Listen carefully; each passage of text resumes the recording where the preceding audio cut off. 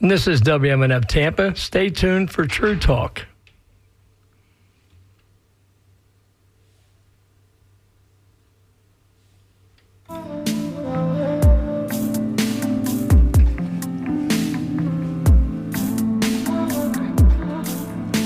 بالأمس حين مررت بالمقهى سمعتك يا عراق وكنت دورة أسطوانة هي دورة الأفلاك في عمري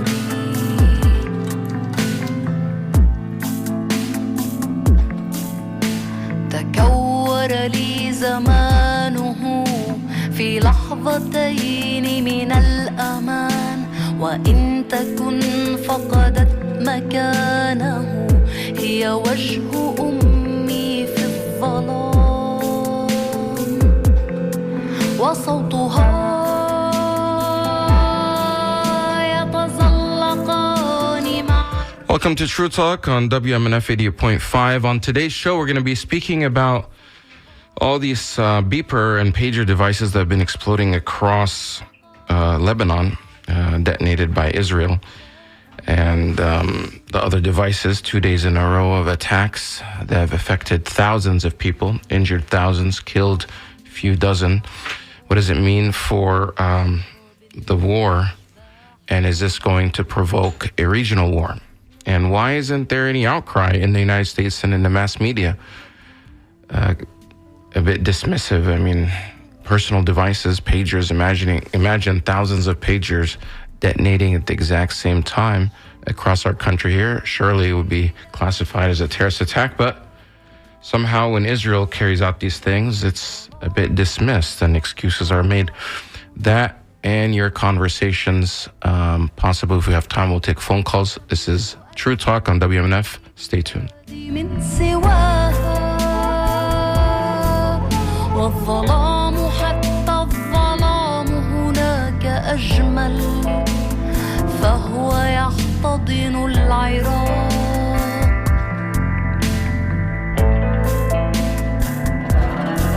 وحسرته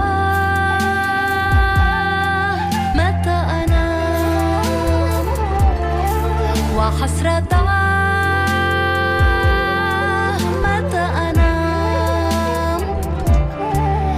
فأحس أن على الوسادة من ليلك الصيفي طلا فيه عطرك يا عراق فأحس أن على الوسادة من ليلك الصيفي طلا فيه عطرك يا عراق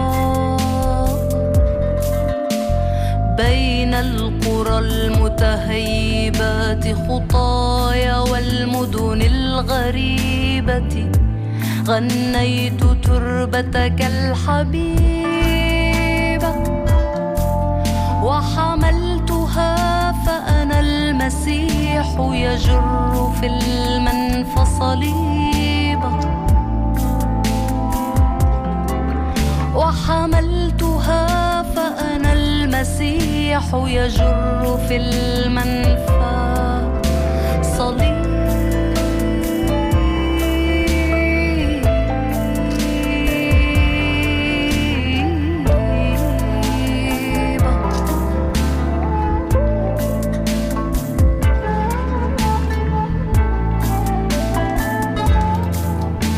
الشمس أجمل في بلادي من سواها والظلام حتى الظلام هناك أجمل الشمس أجمل في بلادي من سواها والظلام حتى الظلام هناك أجمل فهو يحتضن العراق. Welcome back to True Talk on WMNF 88.5 with Ahmed and Samar. This is your global affairs show here produced at WMNF, focusing on the Middle East and the Muslim world. We've been doing this show since 2003, so 21 years. And I remember back then it was, we're talking about the war in Iraq, that invasion. We opposed the war then. We're opposing the war now. It's being carried out by Israel, if you want to call it that. It's really a genocide that's being carried out by Israel on Gaza. And now there's been kind of a simmering war happening between Israel and Lebanon, southern Lebanon, which all of a sudden escalated this week when on Tuesday, thousands of pagers, beepers, you remember those devices that you can just get messages from, text messages? They're using them in Lebanon to avoid being eavesdropped on by Israel, but by this group, Hezbollah, but other first responders and others, thousands of them. And thousands of them detonated at this exact same time on Tuesday. Then on Wednesday, more devices were also detonated, which included walkie-talkies. Some said iPhones even, and some had said solar panels. So some people that were actually attending funerals for people that died the previous day, while they're at the funeral, their walkie-talkies detonated, obviously causing a lot of tragedy, and people are afraid. People are afraid they're unplugging their devices, afraid that they can detonate at any time, spreading a lot of fear. Samar is joining me now from remotely, from an undisclosed location. Samar, you heard about these, welcome to the show, your show also. You heard about these devices detonating. What was your reaction? My reaction was almost as if I was watching a science fiction movie. You know how Mission Impossible, many, many years ago, Tom Cruise would be moving screens, like he has a clear screen and he's moving icons right and left. And we thought, what is he doing? And now it's something so available on our devices. But seriously, I never thought that somebody can do this to people, because there are medical staff, nurses who use these pagers in Lebanon. Mm-hmm. There are, my cousin works at the AUB, the American University of Beirut lab. So you can imagine thinking, my God, could her phone have exploded? Because it was her birthday, Ahmed, and all the cousins were sending her messages and we never heard back from her. Then her sister, who lives in Dubai, she said she has issues with her WhatsApp and that's why she's not answering. But for a moment there, I thought, oh my God, maybe my cousin uses pagers. And it's some nurses lost their limbs and their fingers, their arms. So the scale of it, you would think, and I saw also images, Ahmed, of people who were in supermarkets, right, or we were at vegetable stands, and there were women buying vegetables and young boys who were sent by their parents to buy vegetables. And then I didn't understand what was going on, but something simple, like not a very big explosion, but people were thrown on the floor and screams and screams. And to think that somebody can do that without really knowing that they are targeting an armed person or a civilian or a child or a nurse, you have to be diabolic. You have to be sick in the head to do that to other people. And as I always say, Ahmed, all this will backfire, because if this can happen to people, why can't those people and other people and copycats do that to any other one? Like, why can't Ukrainians do this? Right, they're setting a bad precedent. I mean, yeah, this is a horrible precedent. The very bad part of this is, I mean, they're trying to justify by saying, well, these are Hezbollah operatives, they're terrorists. Well, obviously, these were people that were shopping. They were taking their kids to school or picking them up. And they were, whether at the grocery store or sitting at home, they have children around. In fact, I think a number of children were killed. On Tuesday, 12 people were killed. 3,000 were injured. And on Wednesday, 20 people were killed. And also hundreds more were injured.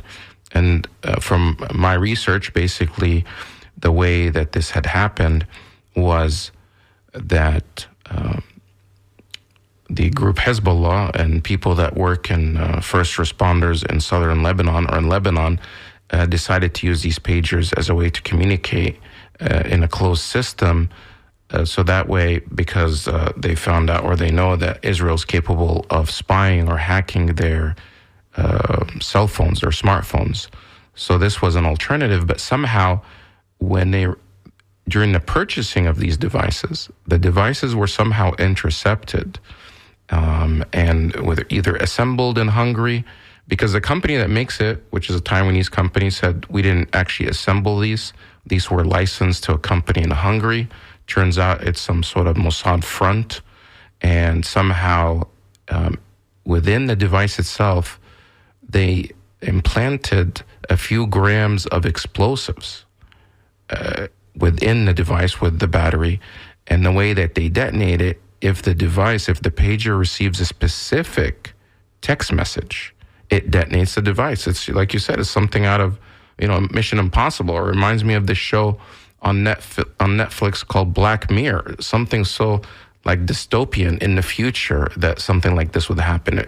That some remote place, remotely can just detonate the device you have, and you know how everybody uses their devices. And what does that happen? They didn't just detonate randomly. They had to have received a message.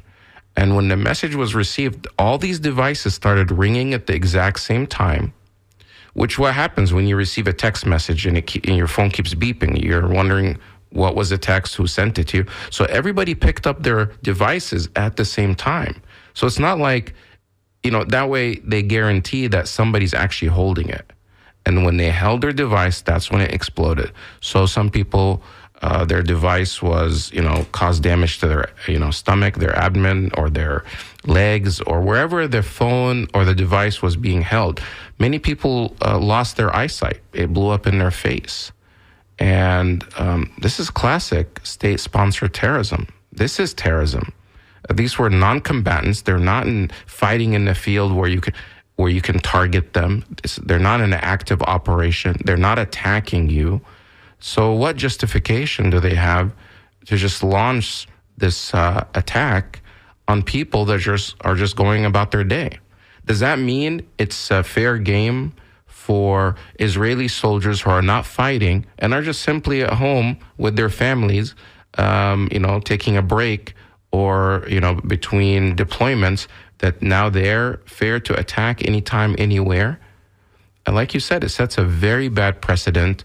And definitely if it happened here in the United States or anywhere around the world, it would be considered a huge terrorist attack. However, somehow, because Israel is behind it, the world gives it a pass. That there's some sort of justification. And even when the State Department was asked about this, as well as the White House, National Security Council, as well as the U.S. military, they would give these vague answers. Well, we're not lawyers. We don't know if this is against the law, or we're not really sure what has happened. We're not going to comment on this. And when John Kirby, the spokesperson for the National Security Council, was asked yesterday about this, he said something like, when he was asked if the United States was aware, he said he's not going to get into it. So it seems like maybe the United States knows or had some knowledge about this. It really puts us in a bad situation. Samar, we have a special guest today. We're going to try to have them on, but are you within the Middle East and Arab Twitter and the Middle East Twitter, how are they responding to this attack, and what are they saying? They're saying that the double standards of the West is really so black and white, so obvious that people don't need to be talking about it again.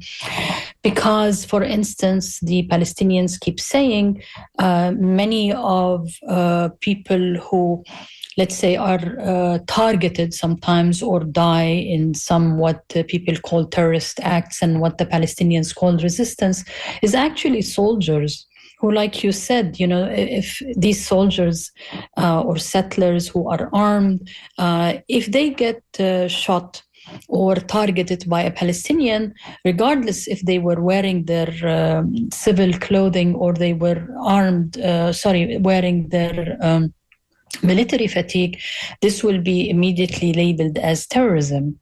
So with these Lebanese people, let's say that Was I muted? Sorry, there was a problem with that. Go ahead, continue. So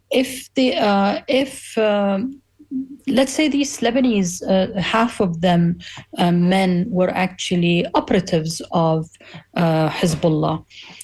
They were not wearing their military fatigue. They were not armed. They were going about their business. Like you said, many of them were just doing shopping or in public transportation or sitting with their families and friends. So killing them is okay. They're not in a military battlefield. So that's okay. So if it's okay for them, why not okay for any military personnel who is out of his or her military clothing and are in any of our bases in the world? Yeah, obviously we don't agree that would be okay, of course but not. they But are. that's Exactly. But that's what terrorists do, and Hezbollah didn't do that. It was Israel that carried out this. So they often accuse these groups, well, they're terrorists. They don't deserve the same. But you know, Israel as a state is using these terrorism means. And when we speak to our guest shortly, we're going to be wondering, well, why is Israel doing this? Is it to provoke a wider war? Do they want to isolate, Hezbollah in Lebanon at a time, or do they want to turn attention away from what they're doing in Gaza to be able to do other things? So we're now actually joined by our special guest from Lebanon for today, Dr. Hayat Al-Hariri. She is a PhD in history and international relations, an academic and researcher. And she is in Lebanon, I'm assuming in Beirut. Welcome to True Talk. Hello, welcome. Hi. Hi, thanks. Thanks for being with us today. What's the mood like in Lebanon now, in Beirut and across the country with these waves of attacks that just took place? Yeah, definitely. What happened yesterday and the day before was something big and dangerous. And actually, the whole Lebanese population, the Lebanese were shocked about the way of the nature of the attack, because it was for the first time. We were seeing people exploding in while they are walking or shopping or getting their children from school. So it was a scary attack, and it was something for the first time in the history of the conflict with the Israeli occupation. However, I think today, after the speech of the Secretary General of Hezbollah, that yes, people are still a little bit, we should be realistic, they are still hesitant or afraid, but at the same time, they got the message of the Secretary General that the resistance is still okay and is still strong despite the severe blow, and that they will respond to this unprecedented attack as described by the Secretary General. It's so good to have you here, Hayat, but I don't in particular like why you are on our show. But anyways, this was very shocking to me because I have family in Lebanon and my cousin works at AUB, and I was really very scared for her, especially that yesterday I was telling Ahmed was her birthday and we were sending her messages. That was like early morning without me knowing what is going on in Lebanon. And we were very, very scared because she wasn't answering. And eventually she had an issue with her WhatsApp. But before we start talking about this, our listeners might not know what is Hezbollah. Hizb in Arabic means party. Allah is God. But really, can you walk us through what is Hezbollah? Especially from the perspective of Lebanon and the Arab world. If you can start with that, Dr. Hayat. Of course, Hezbollah is an official resistance group, and it is acknowledged, not only Hezbollah, the resistance act in Lebanon is acknowledged by the Lebanese constitution. And that is why Hezbollah, first of all, there are two wings for Hezbollah. There are the political wing. Hezbollah has deputies in the parliament. They have ministers in the government. They are part of the Lebanese society. And also the other wing, which is the military wing, and it was established in 1985 as the result of the Israeli occupation to Lebanon and as the result of the Israeli atrocities. And through time, the Lebanese constitution acknowledged the military operations of Hezbollah and any other Lebanese group as part of the resistance against the Israeli occupation. And actually, this does not contradict also the international law. We know that when you have an occupied territory or atrocities or assaults or any attack from a foreign occupation, the act of resistance is legitimate. And that is why, in contrast to all the propaganda against this group is formed by Lebanese people. The fighters of Hezbollah, they are inhabitants of the cities and villages in the south.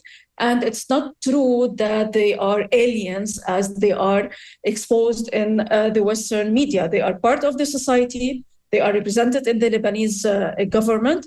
And also they are known for fighting Israel since 1985. So Israel, I want you to go back also in history to 1985. Elaborate a little bit. What did Israel do and how long it stayed in Lebanon and how did that affect the livelihood of Lebanese people, especially in terms of infrastructure, and how eventually Israel withdrew? Of course. Actually, the Israeli atrocities in Lebanon started long before 1989. The official Israeli occupation to Lebanon started in 1982 when they occupied Beirut and Saida first. And by the way, I'm talking now from Saida and other parts of the south until the borders with occupied Palestine. However, we can talk historically about Israeli atrocities long before 1982. Since 1948, there had been attacks and assaults against the Lebanese people living at the borders with on the borders with Palestine. In 1978, also Lebanon received a severe attack from the Israeli forces. The official occupation of Lebanon, and when the Israelis came and settled in parts of Lebanon, it started in 1982. Of course, there was a number of resistance groups before Hezbollah since the 70s and the 80s, throughout the 80s also. In 1985, Hezbollah was the first group that is based on institutionalized group, if you want, that is taking the act of resisting in Lebanon along with different groups, but Hezbollah became the main resistance group. until 2000, when we liberated part of Lebanon. Because, as you know, we still have until now parts that are occupied in South Lebanon, the borders with Palestine. Definitely, the Israeli occupation throughout all this time, since 1980s until 2000, because we have another part or another era of the occupation. So since 1982 until now, I can say that most all the generations of Lebanon, they are suffering and suffered from the Israeli occupation. I remember myself, I don't live in the south on the borders, but I'm in Saida, in the middle between Beirut and the south. I still recall until now the Israeli atrocities. I cannot forget the Israeli sound of barriers that they are doing right now throughout this war, or the Israeli attacks, and the moments we couldn't sleep, we couldn't go normally to school. And before this, this is in the 90s, before the 80s and the 70s, our parents also suffered. You hardly find a person or a family in the south that who did not lost a member of their family because of the Israeli atrocities.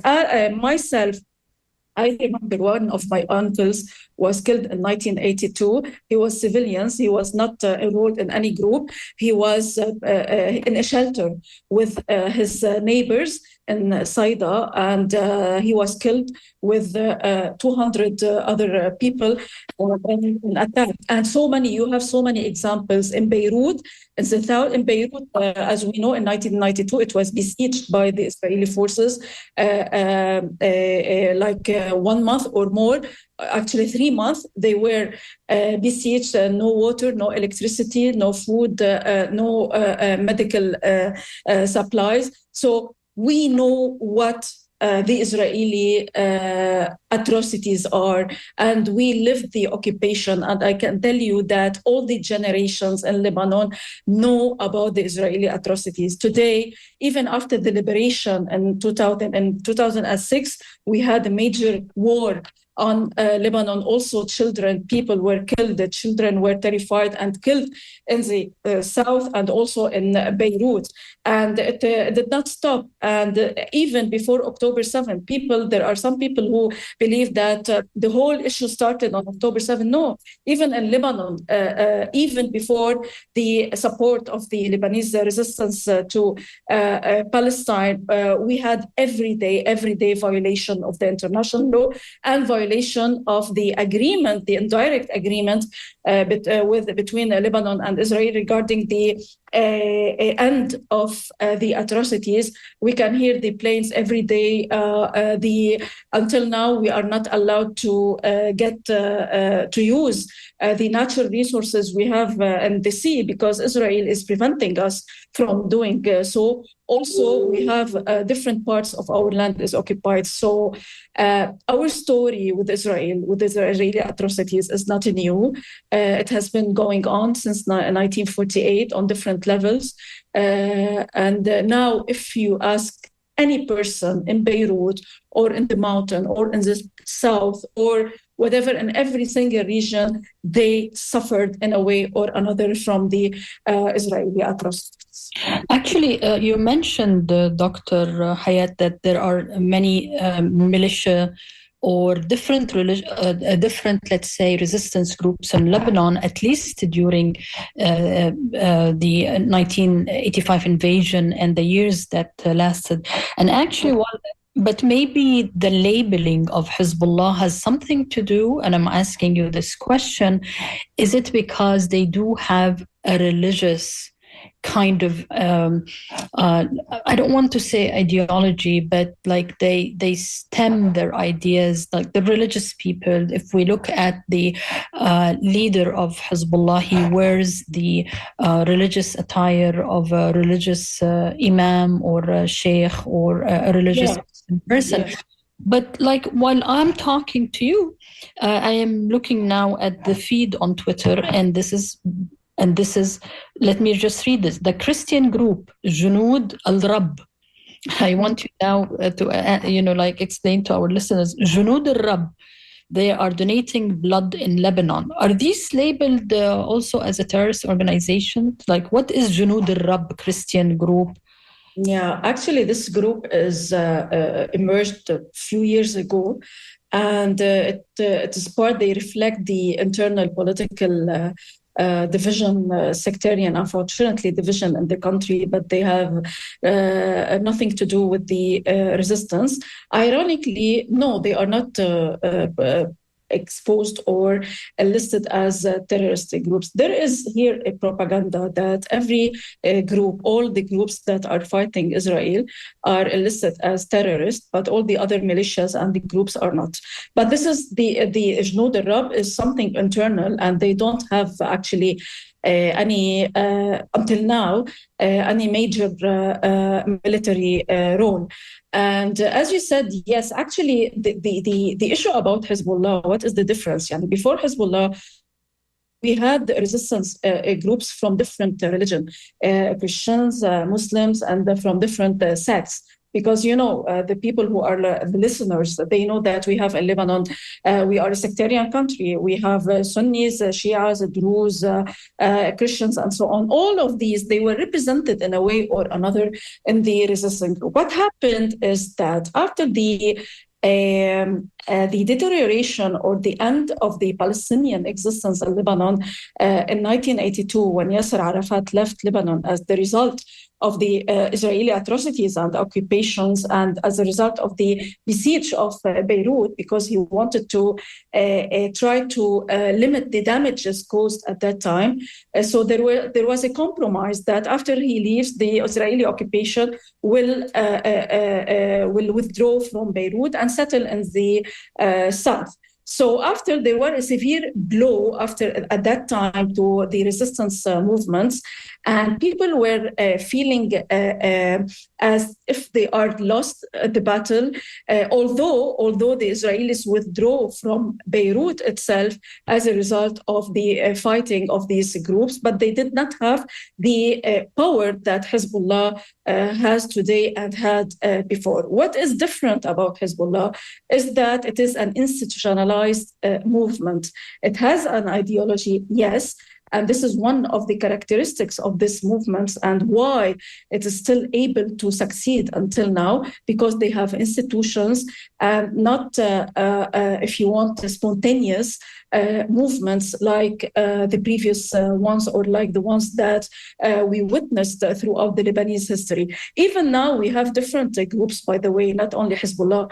In this war, a number of groups were back in fighting. However, of course, the main power and the main factor in the resistance is Hezbollah. You are talking about an ideology, you are talking about an institution, and you are talking about an experience in dealing with the Israelis, and they know how to deal with the Israelis because, as I mentioned, they are institutionalized and not just a spontaneous armed group. We have till now a number of groups, as I mentioned, but they are not that powerful and that organized as Hezbollah. And we know that Hezbollah, throughout the years, they reach a level of power that is beyond the capacity of any single movement for different reasons. If you're just joining us, this is True Talk on WMNF 88.5. You can email us at truetalk@wmnf.org. We're speaking with Dr. Hayat El-Hariri.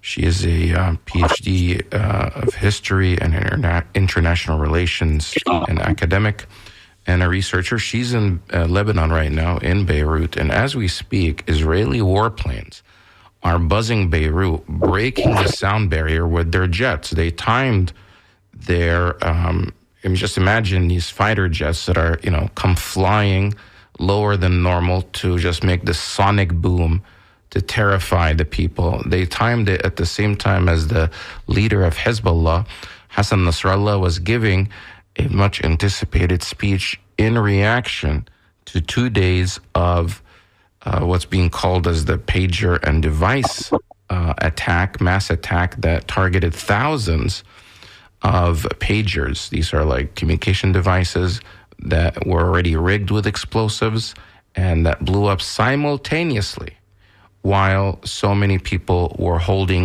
their devices in their hands. They got a specific text message. They went to read the device and boom, it exploded. In the meantime, Israelis are celebrating this. They're making videos on TikTok, making fun of the Lebanese people that were attacked. The United States has been silent. Very few people in the West are actually condemning it. But the question I want to ask you is, why did Israel carry out this attack? Is it what do you think their intention is, and what are people in Lebanon thinking that they want to do? Okay, first of all, I just want to say that every day we see these sound barriers, by the way, not only today. Okay. In the morning, there was also, and each time it's really strong and heavy. And like the attack that occurred yesterday and the day before, the Israelis, they want to terrify people. They want to send messages, in my opinion, that they are strong and that they can do whatever they want. As you said, the assault, the atrocity, the attack was something new through the devices, and people, yes, they were terrified. The message was sent actually for both of us, for the Lebanese people, with the Lebanese people, and for Hezbollah. For the Lebanese people, and especially the supporters of Hezbollah, that the community of Hezbollah, that to tell them that they are not safe, and to tell that for the Lebanese population also, that to terrorize them, to terrify them. And actually, this is a psychological part of it, is a psychological attack. And also to Hezbollah, because the Israelis think that by doing this, they are exercising more pressure on Hezbollah in order to withdraw from the south.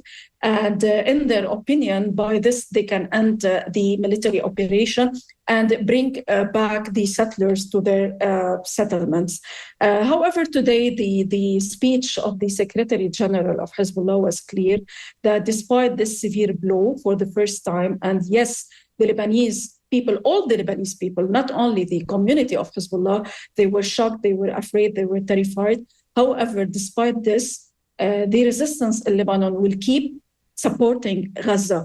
The whole issue is why we are at war today, because Lebanon is standing by Gaza. We are supporting Gaza, we are supporting Palestine, and Hezbollah is telling the Israelis and the whole international community since day one that when the war on Gaza stops, then they will stop their military operations. So it is a resistance act. And it is self-defense because, as I mentioned before, we are living under the Israeli atrocities long before 7 October and since 1948 until now on different levels. So they did this to send us messages that we are uncovered and that they are superior. We know that they are in technology superior, but also we know that this act of terror, because it is an act of terror, actually is against all the conventions. And in the Geneva Convention, actually, it is considered as war crime. So how is Hezbollah anticipated to respond? Are they going to respond?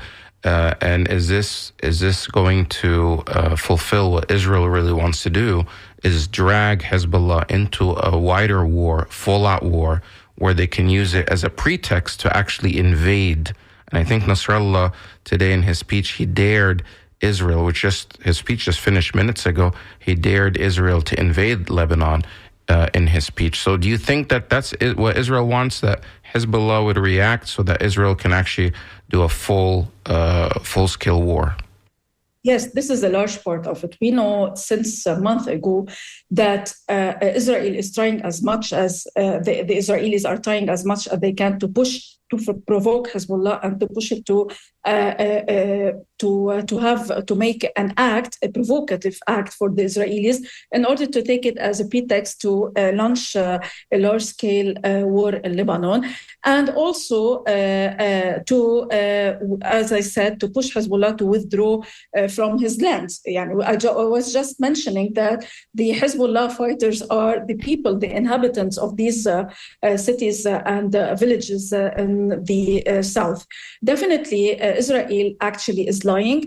They do not want to stop the war in Gaza. They refuse any agreement. And according to them, I believe that they want also the war with Lebanon, because first of all, they believe that through killing and through their atrocities, they will be sending messages not only to the Palestinians and to the Lebanese, but to the whole world, that they are the strong people here and they occupy whatever land they want. And they believe that by doing so, by launching large-scale war, actually, they will be able to return the settlers to their settlements. However, this is not true.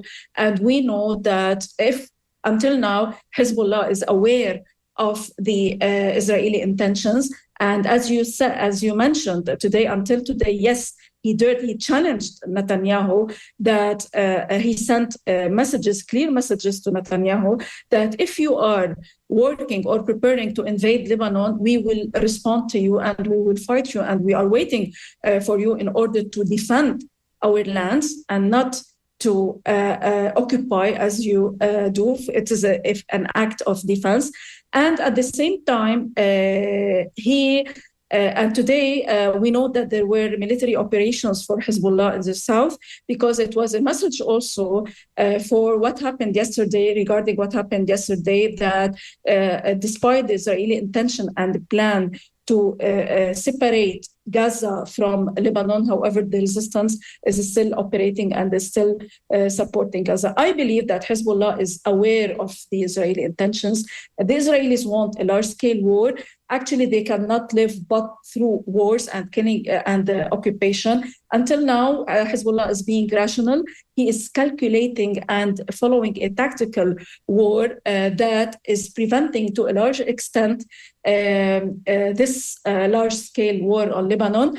And we have to wait and see the retaliation of Hezbollah regarding the severe blow yesterday.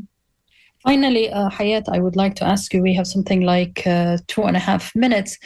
Let's say scale war starts. Do you think, we know that Israel is superior when it comes to aerial bombardment, but they cannot win just through that. Are they counting on the inside politics of Lebanon? Because we know that there are so many, like I said, it's a sectarian country, and there are so many different political leaders in Lebanon who are kind of influenced by outside regional powers that might be supportive of Israel. My question here, can Lebanon withstand a full-scale war? I'm not sure if you can hear me. There's some feedback, Samar. I'm not sure why. Your question is, can... Yeah, I got the question. Okay, yeah. Go ahead. Yeah, first of all, yes, Israel was counting actually on the Lebanese division. But yesterday and the day before, we saw a very beautiful image regarding the Lebanese population.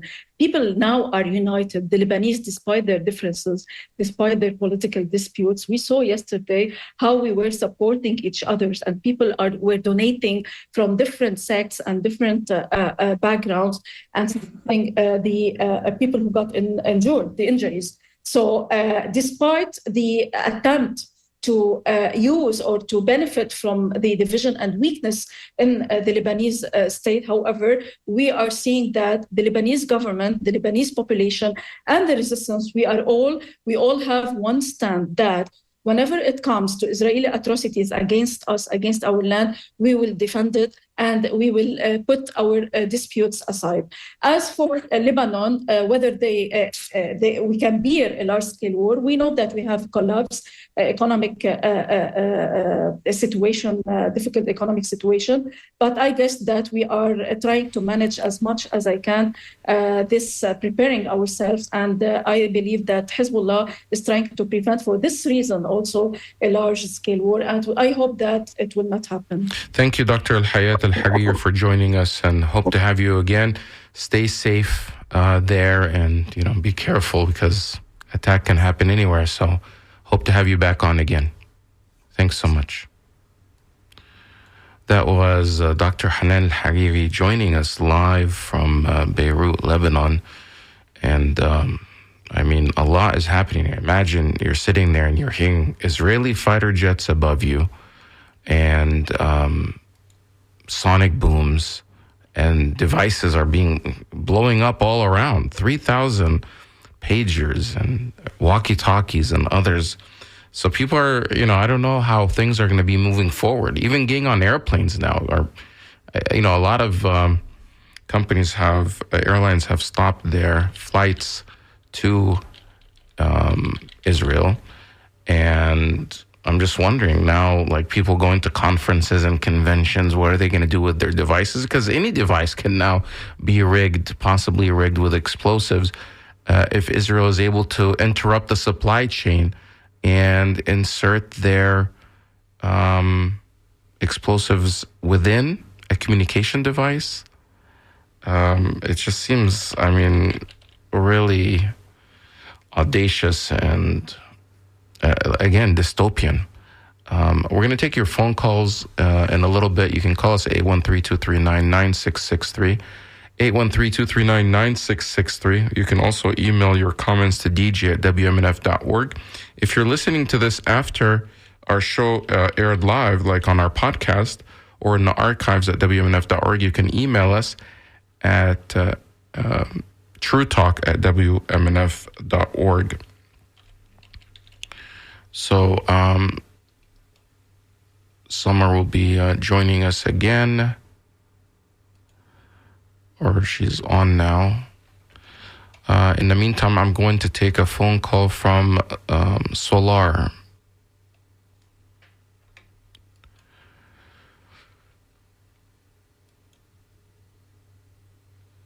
Okay. Solar, you're on True Talk. Go ahead. Yes. I've been listening to your program. Yeah. Since 2003. And I want to say, salute to the African Socialist People's Party for the liberation of black people, for the liberation of the Palestinians, all people who want to be liberated. And I recall when Gangster was after Samar Arian head, the Socialist Party invited Samar Arian over to come and speak at the Uhuru House, so he could speak on the behalf of the liberation of his people. So I just want to recall that.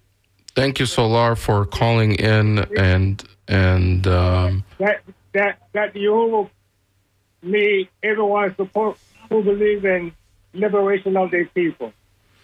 Right. We've been, WMNF has been covering what's happened with the Uhuru movement in St. Petersburg and the trial that took place here in Tampa, the federal trial of, what many people are saying was a form of injustice.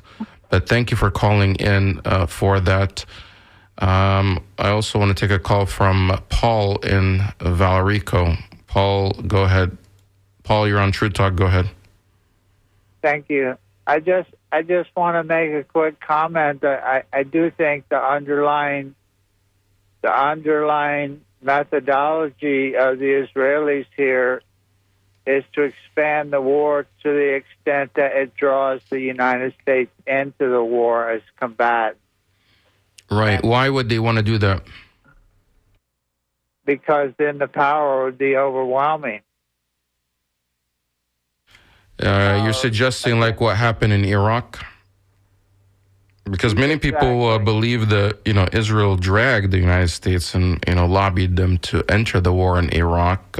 After 9/11, Iraq had nothing to do with 9/11. However, the neoconservatives around George W. Bush pushed him to invade Iraq when it had nothing to do with 9/11 or Al-Qaeda. Exactly. One thing I hold respect for George W. Bush is that when at one point the Israelis were planning attacks up the coast to Iran, and they were asking us for refueling aircraft so that they could make the journey. And George W. told him no. He said, he told the Israelis, if you attack Iran, you're on your own. And I have not heard such words from our current administration. Joe Biden. Where is Joe Biden? I mean, Joe Biden has been absent in this whole thing. I mean, it's like he said he's not going to run for another term. It doesn't mean he's going to disappear. It's like, who's running the government? He's the president. Yeah. Thank you for calling in, Paul. Samar, has Joe Biden said anything about this mass attack of the pagers? I'm glad you reminded me that the name of our president is Joe Biden, because I have no idea where he is. But Ahmed, I know we're running out of time, but I'm really in shock of our media. I want to read the headline for you. Yes, go ahead. And this is CNN. Okay, September 19th, about 11:23 a.m. This is today. Lebanon rocked by deadly walkie-talkie and pager attacks. Like by whom? Right. I saw something similar in the New York Times. Again, they say what happened and where, but it doesn't say who did it. Like what who? Like, this is the ABC of journalism. Now, let me show you how the New York Times is using acrobatic language in the English language in order not to say civilians died. Is it cryptic? And here is cryptic? Yeah, let me quote. With so many people wounded, ambulances crawled through the streets and hospitals were so soon overwhelmed. Hezbollah said at least 8 of its fighters were killed, but non-combatants were also drawn into the fray. What the heck does that mean? Non-combatants aren't those like civilians, like the 2 kids who died and the several women and nurses and the physicians who were hurt? Like, why are they so afraid of telling facts? What just happened? This cover-up is unbelievable. Is really, truly, people need to be asking questions. Why? Right. I think they're trying to keep the American people in the dark because it's obvious. I mean, somebody that hears this story, that thousands of electronic devices, pagers, phones, walkie-talkies blowing up in people's hands, just while they're just going about their daily life, is something that's scary to everyone, and no one can justify it. But somehow, the media here is refusing to point the finger outright. Yeah, you'll see it within in the fine print, but not in the headline. It will say, well, Israel denies or hasn't said anything.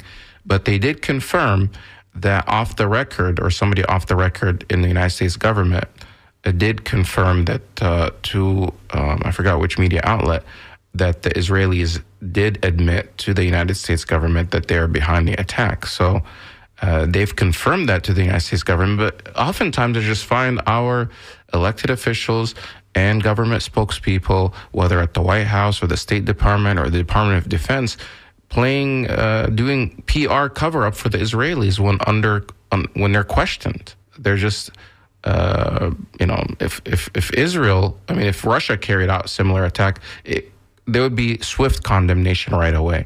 However, we don't see the same thing. I have time for one phone call. We're going to go to Eva from Brandon. Eva, go ahead. Hello? Yes, you're on the air. Go ahead. Thank you. Thank you for taking my call. I happen to be off today and listening to the program. And I just want to say that if every adult on this planet took a DNA test, they would realize that we are all one people. Right. And that perhaps this would stop, because it needs to stop. Yeah. This needs to stop. And so my prayer is peace for all. Thank you, Eva. Peace is harder said than done, or easier said than done, obviously. I think the whole world knows that DNA is all interconnected and we all come from the same source, but not everybody has the same ideology. But the thing is, the very same things that Israel keeps accusing their enemies of are things that they do themselves. You find that this is something now that's trending, that keeps trending on social media, that every accusation is a confession from Israel. Samar? Yes, Ahmed, and in regards of what you said, I think the one of the I can't remember if it was the Minister of War in Israel. I can't remember what they call it. He tweeted about the attacks and then he erased it. Yeah, they keep doing that. They keep admitting these things. So the scoop is up next. We're going to play the scoop, which is produced here locally at WMNF, which our news department is very proud of and wants you to listen to. So that's going to be coming up. We're out of time. Every week, every day, it's actually every hour, there are new things developing. I don't know what we're going to hear about this afternoon or tomorrow or the next week, but we can't forget about what's happening in Gaza. The genocide there has to end. It can end with one phone call by our White House. So put pressure on your officials to do so. This is WMNF Tampa. Have a great week.